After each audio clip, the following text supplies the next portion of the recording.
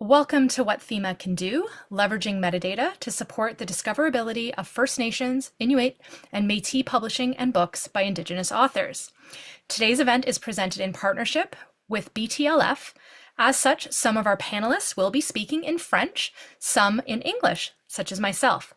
Before we get started, I would like to acknowledge that BookNet Canada's operations are remote, and our colleagues contribute their work from the traditional territories of the Mississaugas of the Credit, the Anishinaabe, the Haudenosaunee, the Wyandot, the Mi'kmaq, the Ojibwe of Fort William First Nation, the Three Fires Confederacy of First Nations, which includes the Ojibwe, the Odawa, and the Potawatomi, the Métis, as well as the unceded and ancestral territory of the Musqueam, the Squamish, and the Tsleil-Waututh peoples, the original nations and peoples of the lands we now call Beaton, Brampton, Guelph, Halifax, Thunder Bay, Toronto, Vancouver, Vaughan, and Windsor. We encourage you to visit the native-land.ca website to learn more about the peoples whose land you are joining from today. Moreover, we at BookNet endorse the calls to action from the Truth and Reconciliation Commission of Canada, and we support an ongoing shift from gatekeeping to space-making in our book industry. The book industry has long been an industry of gatekeeping. Anyone who works at any stage of the book supply chain carries a responsibility to serve readers by publishing, promoting, and supplying works that represent the wide extent of human experiences and identities, and all of that complicated intersectionality. And we at BookNet are committed to working with our partners in the industry, like those of you gathered today, as we work towards a framework that supports space making, which ensures that marginalized creators and professionals all have the opportunity to contribute, work, and lead. So to get us started today, if you have any questions during the presentation, please use the Q&A panel found in the bottom menu. And we're here as a second part of a two-part series. Last week's session was focused on Onyx. Today we're switching gears to talk about the subject classification scheme called Thema and the opportunities it offers to highlight content relating to indigeneity and Indigenous nations and peoples. For this session, we've invited a group of speakers who are either involved in the development of the best practices documents or who are looking forward to implementing them. Together with the help of our questions and your questions, please use the Q&A box when you have a moment. We will discover why Thema lends itself so well to this work, what this represents for the industry, and so much more. So let me introduce our panelists. First up, our friend, Chris Sainer, who is Editor's Standards Editor, working on standards including Onyx, Thema, and Editex. As part of this work, he is involved in the W3C Publishing Group, specifically the Accessibility Task Force, which is working on guidelines for accessibility metadata display, especially looking at Onyx standard and making sure it meets the needs for communicating accessibility metadata. And prior to Editor, he worked for a solutions provider in France and was a bookseller for many years in both France and the UK, and has some incredible stories, by the way. And then we have Isabelle Gaudet-Labine, the Director of Publisher Relations and the Data Processing Team at BTLF. In her functions, she supervises relationships with all data producers in order to support them in the creation and transmission of metadata. She also leads the documentary team responsible for validating, enriching, and controlling the data that will be exported to the French-speaking book market in Canada. In the past, she worked for 10 years at Quebec's Sectoral Committee for the Cultural Industry. She set up and managed apprenticeship and skills recognition programs for booksellers in collaboration with the Association de Libraires de Québec. She was a bookseller herself, having obtained a bachelor's degree in French studies and a master's degree in literary studies. And she's also an accomplished published writer. Marie-Lou Sansgrit is the Assistant Executive Director of Editions Hanerak, a publishing house based in Wendank and whose main mission is promoting First Nations voices. She holds a bachelor's degree in literary and cultural studies from the Université de Sherbrooke and works to promote Indigenous literatures through the development of innovative cultural projects. The first thing we wanted to look at was we were going to tell you about how this project came to be. What was the origin of this project? From an editor point of view. So Editor, as you know, we're an organization based in London, but we're a global organization and we manage metadata standards. Thema is one of those standards, and Thema from its inception has been a standard which has always tried to take into account different ways of looking at concepts around the globe. we've always tried to make sure that just because we do a version in English, it's not dominated by the English language. And so there's always been a notion of reviewing and making sure it reflects the needs in different parts of the global supply chain. The Canadian groups started to look at some of the language codes that existed to say a book was about a certain language and was looking at the indigenous languages that already had codes, making sure the words were correct. Were there any major gaps? And then from that started saying, right, are there other things that we need to add? We need to therefore start conversations with people in our own supply chains to look at that. We then created a working group so we could all liaise together. We asked the Australian Publishers Association to join in as well. So we had a discussion, looked at those, then suggestions would go back to stakeholders in the different markets. That also led to things, oh, we can do that in Thema, but wouldn't it be good if we could do that in Onyx, which was what we started looking at and we presented last week. And so it's a process that takes time, but I think that timing is really important because, as Lauren said in her introduction, it's about not gatekeeping, but listening and understanding what the market wants. Building on what Chris was speaking about there, Isabel, can you speak about what this work means for your French Canadian side of the industry?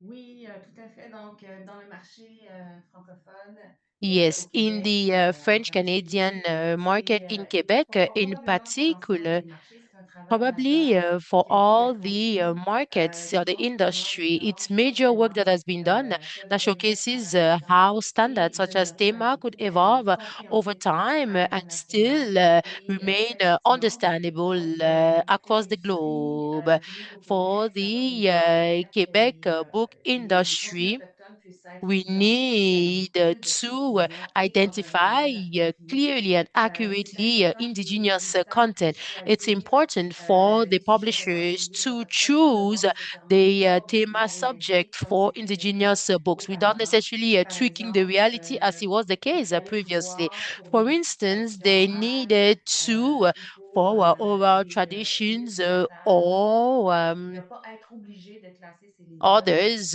de cette not façon. be Donc maintenant, forced on to a des categorize modèles de the books catégories on comme the la fiction. And littérature now orale we qui have va permettre une categories such meilleure as oral diversité. literature that would allow a Ensuite, better un objectif, c'est aussi, grouping or bien sûr, d'augmenter le categorization of potentiel de books. And discoverabilité obviously is autochtone dans to différents moteurs de recherche. increase the Donc, en ajoutant des discoverability exemples of plus précis indigenous comme books by adding much more les accurate Premières Nations, examples les Sikhs such et as les Inuits First Nations, pour Métis, se and distinguer des plus Inuit grands groupes that autochtones. distinguish themselves from the larger On atteint indigenous group. une possibilité de We discoverabilité are plus also, grande. On a therefore, ajouté aussi being des able to catégories facilitate comme the il peut y avoir dans la discoverability catégorie of the des books. célébrations. Donc, tout For ça, ça instance, augmente having le also the potentiel celebration d'accueillir category, and et that on is répond, on trace book aussi discoverability. le And principe de distinction we are culturelle also now focusing c'est-à-dire on the qu'on principle tient of à l'importance de cultural s'impliquer distinction collectivement because dans we le choix du believe it's vocabulaire qui va important être to be involved in the traductible choice of the pour wording la and the diversité culturelle de nos marchés. Donc, je pense vocabulary ainsi que to ça finit distinguish the sur books notre within the marché. market. Théma est le seul Also, schéma de Thema catégorisation is utilisé the only pour classification les livres scheme imprimés. being used in this Donc, les market for travaux que j'ai print book. réalisés vont vraiment permettre And d'élargir to le ensure contenu we de do Théma, that, surtout qu'il that tombe will allow à us point to nommé parce increase qu'au the Québec, scope une nouvelle because version in Quebec, a du new programme version scolaire of the primaire et school secondaire program for va primary être and secondary lancé schools à l'automne et would be porte le nom du launched programme in the Unité et fall. Égalité. And for this new program, we are Lecture d'auteurs d'origine autochtone. Donc, including c'est une découverte reading autochtone from selon le indigenous sage authors, Moktawa and we are lorsqu'il really a connu hoping ce livre-là. that this change Donc, will allow us to identify voilà, new donc c'est authors. vraiment important And it's pour le really marché du important Québec for the et Quebec book market du livre and en français au the Canada. French Canadian book industry in Canada. Thank you so much, Isabel. And that was a flawless interpretation. Thank you to our team here. Um, I'm going to just pass it over to Marie Lou because I don't have much to add on the English side of things to add to Isabel's comments there. But since you've worked so closely with Isabella, Marie Lou, with your publisher hat on, what are the biggest gaps in subject classification that you now are able to fill thanks to your work on this with Isabel and with our group? And how are you feeling about the work that's been done to date? For sure, a lot of work has already been done, and work has been ongoing for several months now. And it's wonderful to see what we have been able to do. And for the publishing house, it's a matter of looking at the way indigenous books were forced to be classified under the categories that were already existing, and there were less thema subjects that were included. For instance, the oral literature example that Isabel mentioned, it was a good example because it can't necessarily be classified as a fiction according to the Western definition. So we need to focus on the understanding of the readers and the promotion of the books and all the work that has been done, the addition of the categories, but also codes that allow us to have specific cultural realities such as powers, and that gives us the right wordings and the vocabulary for the publishing. So, for instance, we need to look at the trackster. That's a theme that we find in several indigenous books. That is really wonderful. And for sure, as Isabel already mentioned, in terms of identification of indigenous realities, sometimes in the First Nations, Métis and Inuit do not necessarily regroup everyone, but sometimes they are all placed in the same category. For sure, that eases discoverability, but increases representation as well of the indigenous authors and their realities, and that will really have a major impact on the readers, especially for the readers who will be able to receive the books in a way that they will be able to better understand given the literature published. That's fantastic. I really also appreciate that you're able to land on kind of specific applications to this, which, you know, is really challenging when you're looking at something that the base document is something as dense as a best practice and a set of guidelines that was largely compiled from a technical POV, at least a team that speaks and writes together on a very technical level.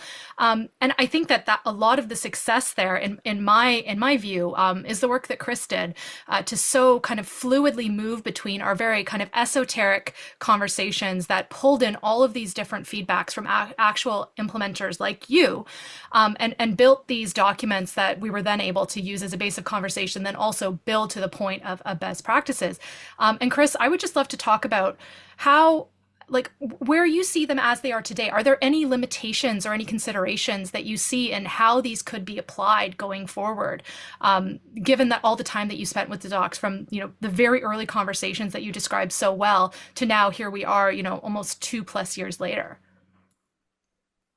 I think limitations. Thema is a global scheme, and it's a global scheme designed for the commercial book supply chain. So it's trying to make sure that whether you're selling titles in Canada or you're selling titles in Japan, you can find your basic needs. So it's trying to be something for everyone, and therefore it can't actually be perfect. I also liked what Marie Lou was saying, that we look at things from a Western point of view. I'm glad I'm speaking to a Canadian audience, because you will understand and appreciate the irony of an old white guy sitting in London talking about Indigenous topics. And that is the thing. Even if I'm somebody who tries to be educated and be open-minded, I will have my own perceptions. And that's why it's so important that we have this feedback, but we also take the time to listen and to gather the right approach. And a gradualistic approach is the best one. It may be frustrating sometimes that Marie Lou publishes a really good book and you can't find the right term. But I think what we've added so far to Thema will give you an opportunity to make it more precise without necessarily having the ability to be really precise, because we're not we're not a library system either. So that's one of the limitations is, we're trying to create something for the global. But we've also shown with this whole project that we can add what's needed for the Canadian markets. So I think it's a very positive thing. I do too. And Isabel, is there anything that you'd like to add there? I know you've thought about this quite a bit in terms of the next steps of application. For sure. I think we all agree that we see the improvements as the beginning, as the basis. I think it's a project we need to continue working on. It's an ongoing project, so we need to continue listening to the suggestions that will come from the communities, the indigenous authors and publishers, as well as the booksellers and the librarians who would um, make us modify and edit things. So it will be interesting and wonderful for us to rely on all these groups to ensure that together we can all work towards the improvement we brought to Thema. And also with BookNet Canada and editor and the Australian Publisher Association, we have monthly meetings that allow us to share our needs and understand the realities and the issues across the globe. Yeah, that's a great point. And I think that one of the things that we've talked about quite a bit, and something that we talk about at BookNet, even internally, is how to remove gates. And then that also means like opening doors, right? And what I've been thinking of this, and this is harder from a standards perspective, is to situate these as this is a V1, that this is the first version of something that will evolve over time. We don't consider this work done or static, but we're really opening up the floor for conversation. And we want to hear from our peers from the Indigenous POV that work in our industry. We know we probably didn't get it all right. We know we probably got some stuff wrong. And like, I'm personally very interested to hear that. And even, speaking with you, Marie-Lou, today, knowing that there still are gaps out there and being able to kind of, ferret out what those are is really important to kind of keeping this moving and reinforcing it and building on it for the future. So Isabel, like, I'd love to go back to kind of some of your original statements and kind of where I know you came from when we first started this. Can you talk about some of the contributions that you made and what informed your contributions to the development of the best practices? Where were you coming from when you joined this work?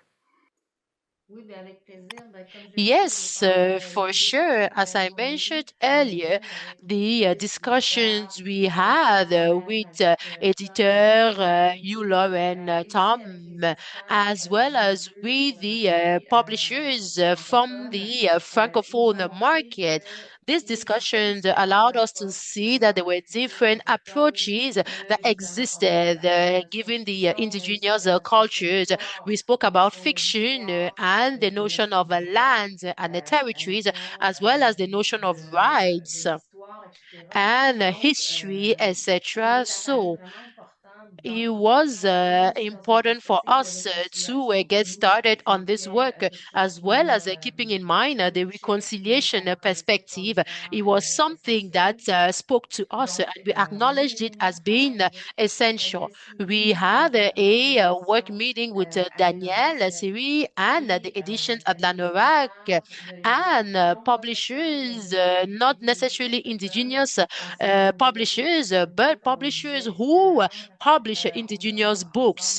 We together created a committee called in Quebec the Committee of Decolonization with the editor to think together about the best proposals we could use to express indigenous realities within Thema. So, it quickly appeared from the discussions, and it was very important to identify indigenous content, but we also needed to better identify indigenous books, that is the indigenous authors. That's what led us to step two, to be able to continue the work in Onyx. We are working on it as we speak. For sure, there was a new version that was already launched. Chris, please remind us of the date. Obviously, in the new version, there are new bases and subjects that allow us to identify indigenous authors. So, obviously, we have the issue of translation into French. We always have to keep in mind, obviously, the goal of suggesting the best possible terms to speak about the indigenous content. We work in English to begin with before getting it translated into French. We want to ensure that we pay close attention to that. And on this note, I would like to invite all the French users of Thema to let us know if there are any improvements that could be made in terms of the translation we find online.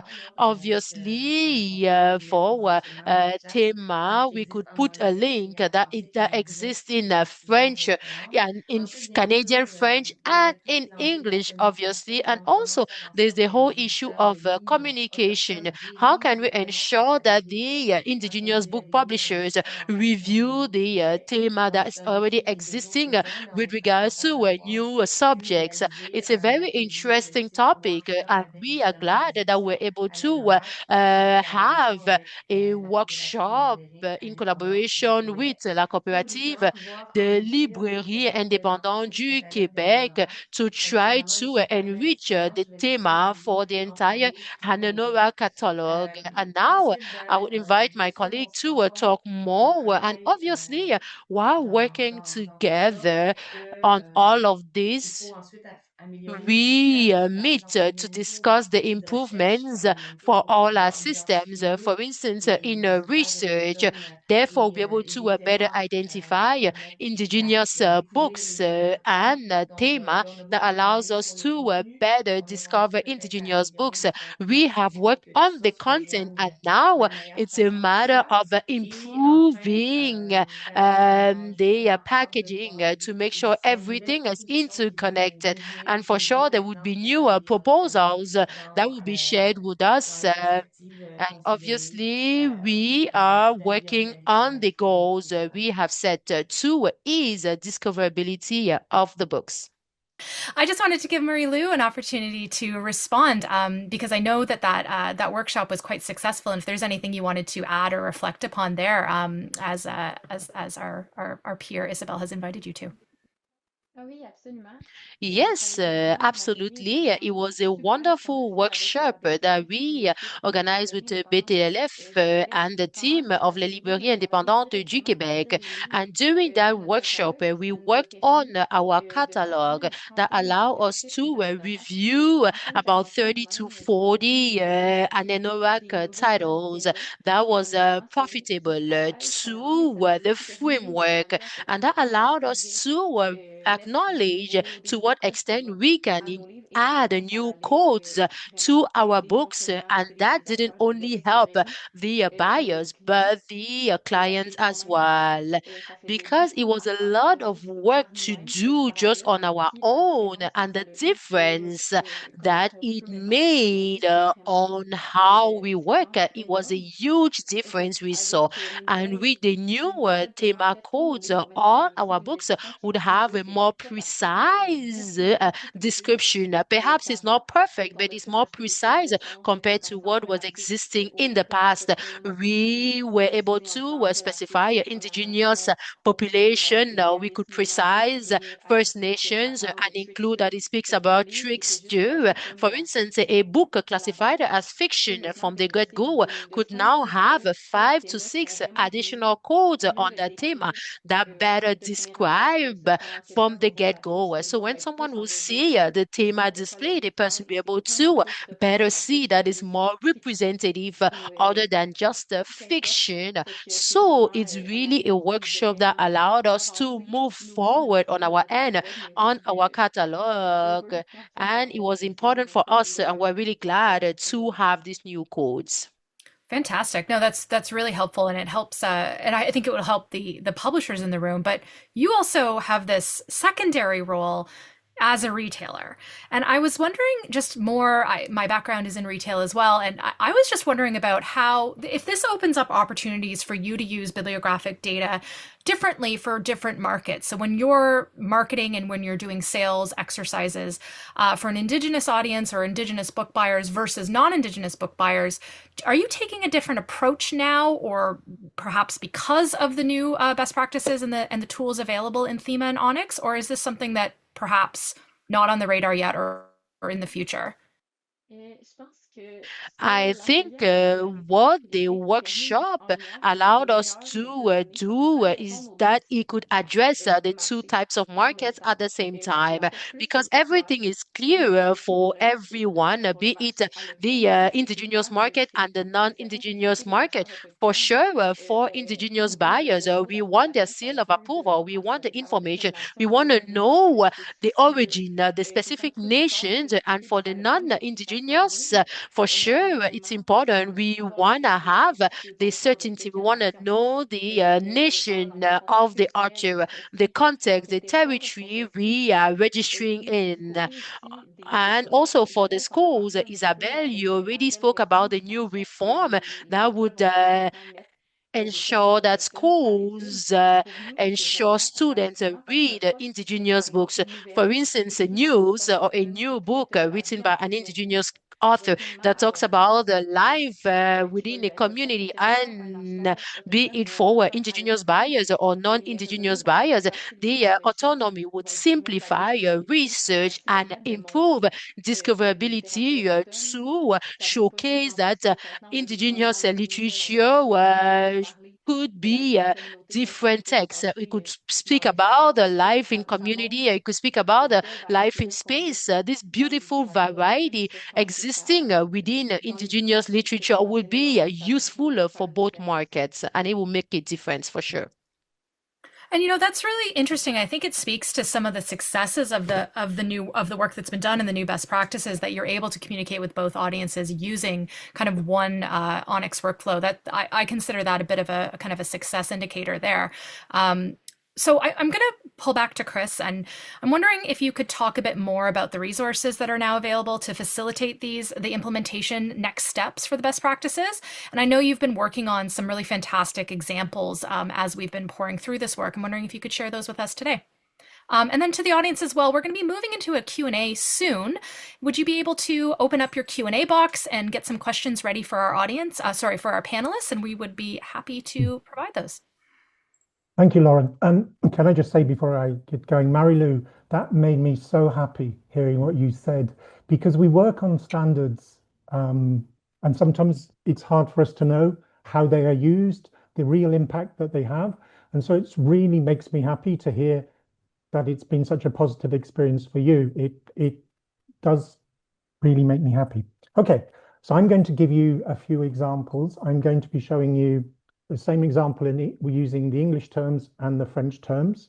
So you'll see your version at some stage. I'm just going to use 4 titles. So this is a very short presentation. We have done documentation about Thema in both English and French. These documents, we've tried to bring out all the codes that were added, but also codes that were already there that could be specifically useful when you're identifying Indigenous topics. And we've also done a very comprehensive set of examples, which are also available in English and French, and you can download those. So my first example, I wanted to show you the principle of Thema working for identifying, in this particular case, this is content relating to the Inuit. So for those of you who are not that familiar with Thema, Thema works with the notion of post-coordination. That is a building block approach to using codes together. So you have a code like YFJ that has a meaning. These are children's and teenage fiction and true stories, cultural heritage, traditional stories. So it can be classified as that. But we also can give more than one code, and we can use qualifiers. And those qualifiers are really important. So we have a qualifier for place, Nunavut, the Arctic regions. We have a qualifier to indicate what age group the content is for. And then we have the two qualifiers that allow you to say this relates to Indigenous peoples, and specifically this relates to the unit. So those qualifiers basically allow you to specify on any subject that it relates to Inuit, First Nations, and Métis. And of course, it works across languages. So this book being published in Inuktitut and in English, you can use that same codes in both languages. Of course, if somebody wanted to do a partial translation of some of the key terms using Inuktitut, that is also very possible. We would happily support that. And of course, we can use the same codes in the French Canadian version as well, because the other important thing to remember about Thema is it's the codes that matter. It's the codes that go in your metadata, so you can communicate across languages. So you can communicate information to the different language markets in Canada, but also when you export it. Another very good example of a title. This is a bilingual title. So we are using a subject classification that just says it's a picture storybook. And again, it's from the cultural tradition stories. But you'll notice, again, we're using the qualifiers. Those qualifiers are going to give the publisher the ability to identify the different types of content. So it's about Quebec, it's about Turtle Island from 6 years, relating to Indigenous peoples, but this one specifically deals with First Nations, the Métis, and the Inuit. So you've got all those possibilities using those qualifiers. So as Marilou and Isabel were saying, it will mean that's a school in Quebec that's looking for a title that is aimed at 6-year-olds and above, that talks about traditional storytelling. They've got these qualifiers here. Again, the same one, but with the English versions of the headings. And as you can see, exactly the same codes. Again, another title. I'm just going to switch between the French and English quickly, so you all get a chance to see. This one I chose because it's really interesting. So if you look at the 3 subject categories, they're all fiction categories. It goes in speculative fiction, in short stories, and in anthologies. So they're all accurate, but they don't give you that detail that you want. But if you look at all the qualifiers, what we then have is a lot of information, a lot of really useful information, both for a publisher and for a bookseller or a library. So you can see all the work that the qualifiers are doing in Thema and how important they are.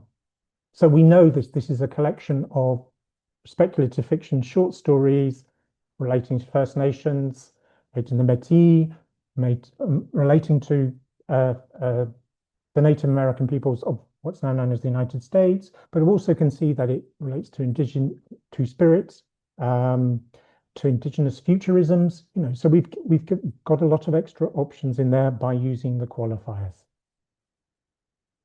And I just wanted to show BISEC because I know a lot of the Anglophone users are more familiar with BISEC. BISEC works in a different way. BISEC is the words are already constructed for you in BISEC. So somebody's already made a decision about, if you like, about the shelf label. It's a different system. It's a very good system, but it works slightly differently. So Thema gives you the codes and options so you can build up different meanings, different search options.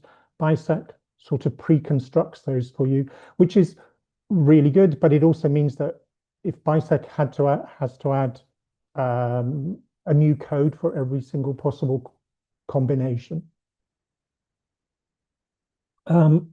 Just to show you BISEC for another title, all these slides are going to be available to you. So again, history title, it's graphic novel, but a history title. And as you can see, with the combination of different history codes, we're saying what the main themes are. Colonialism, invasion, revolution, uprisings, and rebellions. But they're also added with the qualifiers. Again, switch between the two so you can see. And why I chose this one is because it deals with the whole of what we now call the Americas.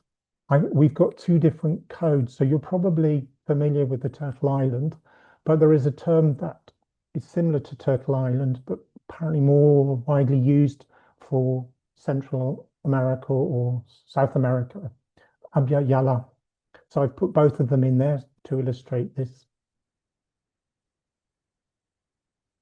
And the final title, I just wanted to illustrate that we've been working very hard with the two Canadian groups in Australia, but there was input from other users of Thema where there are large Indigenous communities. And so there are groups in Mexico, in Colombia, in Brazil, and New Zealand. So I wanted to take one of the Mexican examples and illustrate the use of language. So this is a book about the Nahuatl language, because as you probably know, in Spanish in Mexico, there are a lot of Nahuatl words. So you can do things like identify language as well. And that's my final example.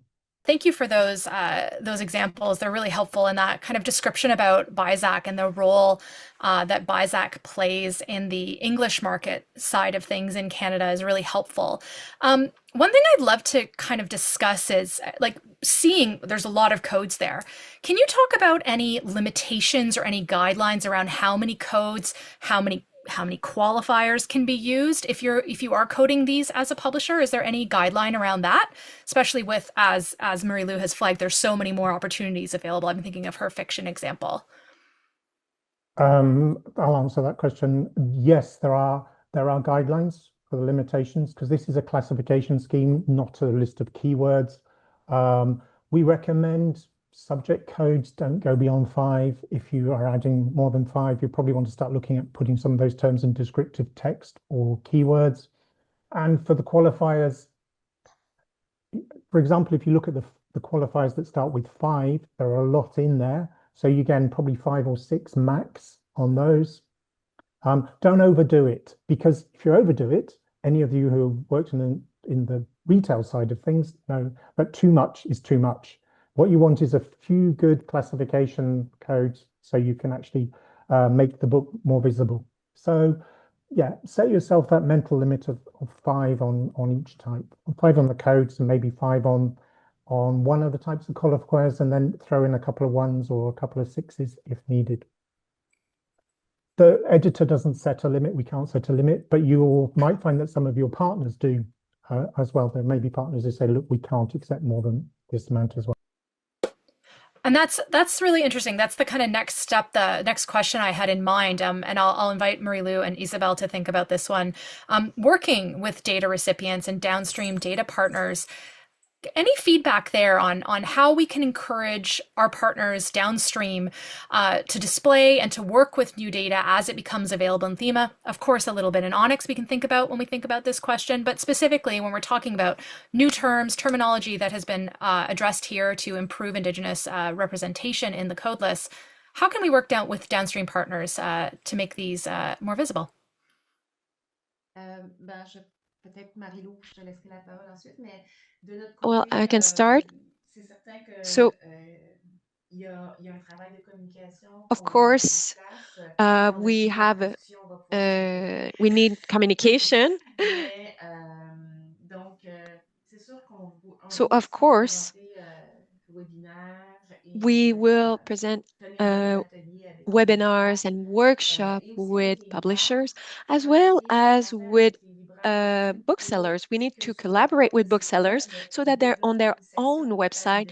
They dédiée have dedication aux livres autochtones. uh, Maintenant, ça peut section aussi for Indigenous identifier books les that can be contenus identified, confidentiellement. and it can be Donc, found il in y a Thema aussi as well. la possibilité Also, de développer des there's the outils qui possibility répondent to develop directement tools aux besoins du that marché qui sont respond exprimés. to the On market de notre needs. côté, So on our avec cette end, nouvelle version du programme with scolaire, c'est this new certain version of the on pense school à des curricula, idées pour we're thinking aider les of new professeurs, ideas so that we can les support bibliothécaires teachers avec des and services à librarians servir les professeurs to grâce à Thema, support et teachers and aussi make pour les sure that they're améliorations comfortable with d'éducation, Thema, and comme le also disait on prudemment les auteurs et les autrices. modifications and Dans nos propres improvements. systèmes in our own internal system that we provide to publishers.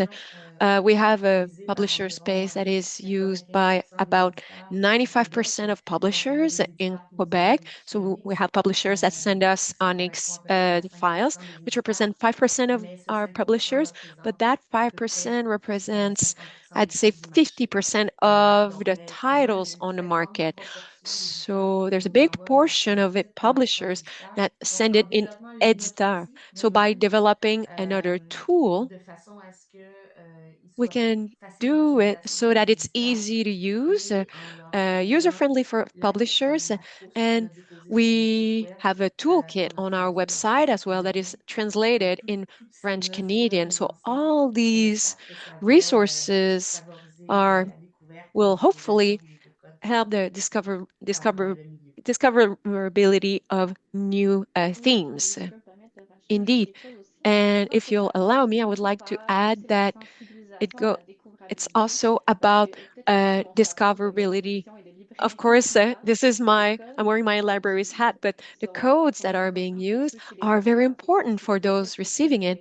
So that what comes from libraries and bookstores is important. So we want to make sure that we have better Thema codes, make sure that they're available so that it's better shelved in libraries, and it will be easier for booksellers as well because they know that they have 5 Thema codes and they know that they can rely on it.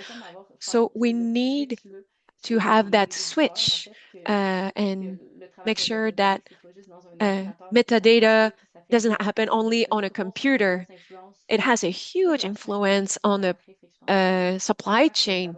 So once there's that switch, I think it will be a lot easier.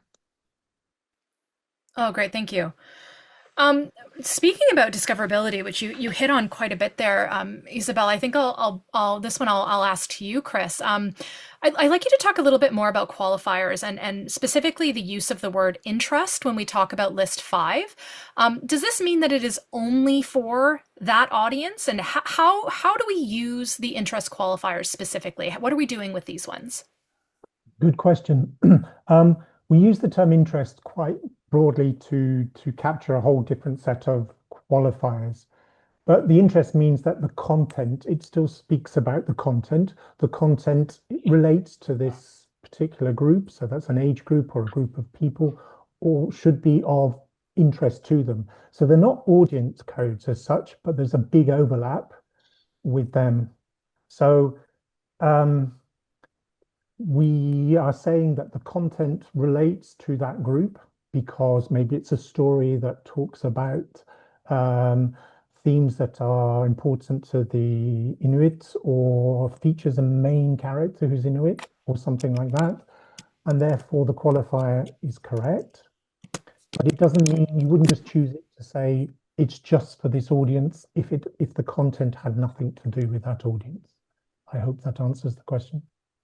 No, it does, absolutely. And I'll keep going with that. There was a question about one of your examples that you provided in the slides that just before we started the kind of Q&A portion here. Could you talk about the choices of subjects and or qualifiers? And one of the examples, they're referring to 2 subjects, one of which contained the other. So there was an example that included 5 PBA for Indigenous peoples and 5 PBCAB for Inuit people. And so also one for the Americas and then one for Turtle Island. Can you speak to that where the questioners indicated here that they feel that that's redundant? Would that be fine in those examples to not put the larger subject or the subject contains the other, or should you put both, or what is the best practice and advice there?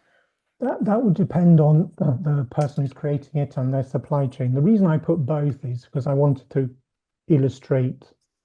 So the reason, for example, I put the qualifier, the general qualifier for Indigenous peoples plus the specific qualifiers for Inuit, First Nation, Métis, is because maybe in some systems they will, especially if you're exporting, maybe they will only identify things that are the Indigenous. So by putting that in, you're covering both bases. But the fact that you put those specific Canadian, the ones that came from the Canadian group, the First Nations, Métis and Inuit, you don't need the Indigenous. It might be a bit overdoing it. The same reason I use the qualifier for the Americas and the qualifiers for Turtle Islands is because some people may only have the facility to research things. So, for example, if you're exporting a book to France, it's a French book, or to the UK, they're most likely to put it under the term Americas because people may be unfamiliar with what Turtle Island is or confusion. So by putting in, you're looking after different supply chains. But you can make a choice and going for the one that makes most sense. But they're all correct, and you're not giving misleading information to the supply chain. You're just trying to think, right, I might have different supply chains, so I'm going to give both. I hope that answers the person's question, but feel free to come back if it doesn't. No, absolutely. And I'll invite Marie Lou and perhaps Isabel to kind of contribute that too. Where do you see the value in the qualifiers when considered alongside the codes? Because that, for our English audience here, we're using BISAC that doesn't have something like a qualifier list. So could you talk a bit more about the value of using those qualifiers and the specificity of things like the interest list, in addition to the actual codes that are used from Thema? Either Marie Lou or Isabel? Ben, moi, je trouve que la pertinence est beaucoup liée justement à quelle utilisation. Well, I think it Donc, depends on quelle how utilisation on peut we use it. imaginer de That's ces how it's codes-là? relevant. Et bien sûr, il y a plusieurs types d'abonnés à Of nos course, there are réseaux. Il y a les all écoles primaires, kinds secondaires, les of universités. Il y a users, des elementary school, high librairies school, certifiées Québec et universities, Canada. libraries, in Il y a Quebec des and in bibliothèques, Canada. There bien are sûr, en tout genre. Donc, libraries.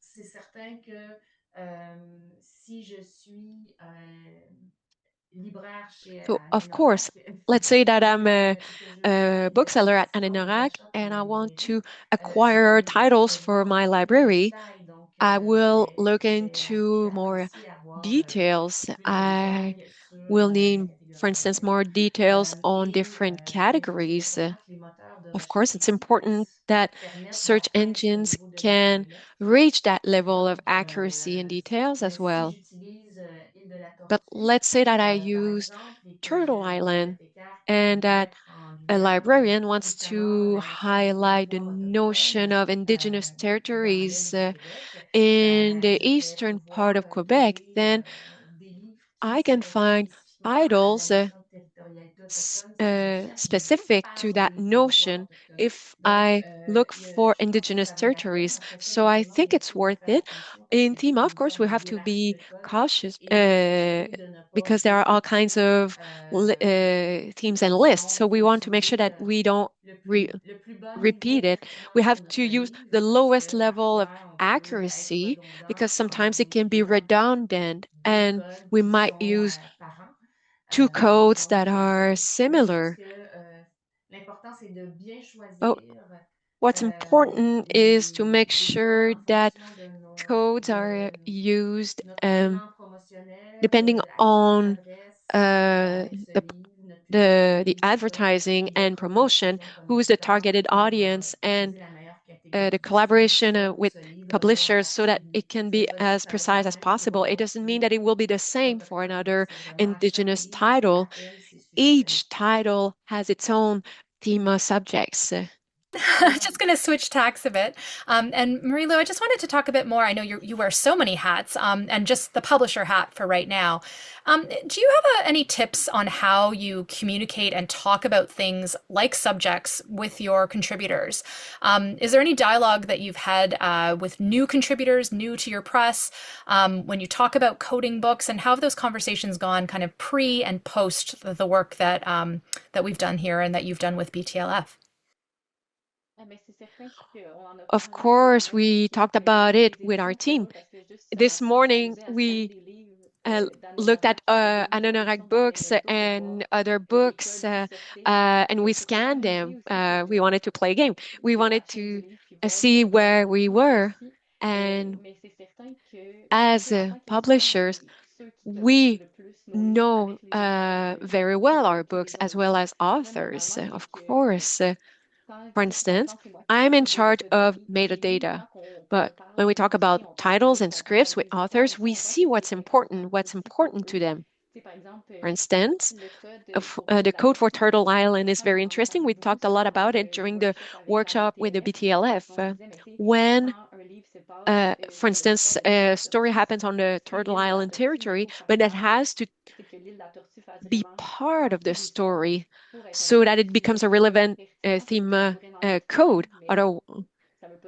And we don't want to overdo it. So we have to ask ourselves questions. If I was a school, what would I look for? What's relevant for this book for a targeted audience? So it's a very interesting conversation to have with people in charge of production, communication. So that's internal work that we do with metadata. Great, thank you so much. I think I'll just flag to the audience, we probably have room for one more audience question. But the next question I have queued is a little on a different note, Chris. So I'd like to get you back into the conversation and talk a bit more about language, which is so key for ensuring that we can protect Indigenous worldviews and a future for Indigenous peoples on these lands. And so we want to make sure that there is proper representation of Indigenous languages, both in the Thema qualifier list as well as in the ONIX code list. Could you talk about the process specific to language of how language codes get added to Thema as well as to ONIX, and specifically your role as kind of being a conduit between the two programs? As I said earlier, both Thema and ONIX are commercial standards designed for the global supply chain. So, for example, with ONIX, what they did when they first created the language list was to take an established code list, which was an ISO standard, so the main one with all the world's major languages on that. So they took those codes, made that into an ONIX code list, because it's already present in lots of library databases, etc. And then gradually other languages get added as they're needed. So somebody can say to us, look, there's no code for this language, but we're publishing a book in this language. It's due out next couple of months. Could you add a code to ONIX? And we will. The bar for adding language codes to ONIX is quite low. We just need to know there's a couple of commercial books, plus we need to know what the language is called. But if you can point, so if there's an ISO code from one of the lists, we'll use that because that will mean that it can be cross-referenced with other databases that use that standard. Or if it doesn't, then we have a way of adding our own codes. For Thema, we're on a 2-year cycle. So again, if somebody sees, for example, we've used a term, named the language, but there's an alternative term, so we will add an endonym in, so we can add those. Or you can say, look, we're publishing a couple of books about learning this language. Could you add it? Yep. Or it's the same process. We just need to know there are books going to be available in the commercial supply chain, and what is the name we should be using. Very helpful. Thank you so much. It's interesting that there are those two cycles, one that's more on the monthly level or quarter level, I guess, with ONIX, and that there is a little bit of a longer period when we look at Thema and adding codes and qualifiers there. It's really helpful to get a sense of that, and also to know that this opens up conversation with the audience today, with other implementers of Thema and of course of ONIX, to talk with us, to come back to people like Isabel, to like myself, as well as our colleagues at both BookNet and BTLF. And of course, publishers communicating with actual implementers like Marie-Lou is so important to keep this work up and make sure that it is responsive and relevant to the market today. And I thank you all so much. Chris, Isabel, Marie-Lou, thank you for joining us today. And I'd like to thank our audience for being with us. We're right near the hour, so we'll take a couple minutes, leave a couple minutes early. Well, you have a couple of minutes. The audience will receive you will receive a survey link in your inbox. We're also going to drop a link in the chat. If you wouldn't mind providing some feedback on this session, it would be very helpful. Please take a couple of minutes to fill out that survey, and you'll also get it by email, as I mentioned, as well as a recording of the session as soon as it's available. Our team worked lightning fast to get out a recording already for the ONIX session that we had just 7 days ago. So please stay tuned. You'll get a copy of this one as well. And so our attendees, again, please join our upcoming session. It's called Escape from the Forbidden Zone, Smuggling Green and Inclusive Tech Past the Gatekeepers, which is scheduled for February 3rd. This is published through our Tech Forum webinar series. And you can find all information about upcoming events and recordings of the sessions, as mentioned, on our website, bnctechforum.ca. And finally, I'd like to thank the Department of Canadian Heritage for their support for this and all of BookNet's projects and services through the Canada Book Fund. And thank you all for attending. Have a wonderful day wherever you are. Thank you.